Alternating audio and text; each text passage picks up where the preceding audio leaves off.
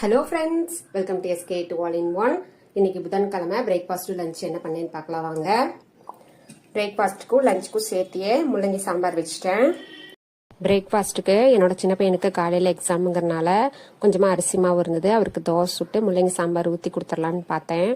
நம்மளுக்கெல்லாம் சப்பாத்தி போட்டுக்கலான்னதுக்கு சப்பாத்திக்கு இந்த முள்ளங்கி சாம்பார் காம்பினேஷனே நல்லா இருக்காது அப்படின்னு சொல்லவும் இருக்கிற அரிசி மாவுலேயே கொஞ்சமாக கோதுமை மாவு கலந்து தோசை சுட்டு எல்லாரும் சாப்பிட்டோம். லஞ்சுக்கு சாதம் குக்கரில் வச்சுட்டேன். முருங்கைக்காய் காரக்குழம்பு வச்சுட்டேன். புளி ரசம் வச்சேன். பக்கத்து வீட்டு அம்மா சுட சுட பச்சரிசி பொங்கல் வச்சு புளிச்சக்கீரை கடைஞ்சி கொண்டு வந்து கொடுத்தாங்க. இதையும் வச்சு எங்களோட லஞ்சை நாங்கள் சாப்பிட போகிறோம்.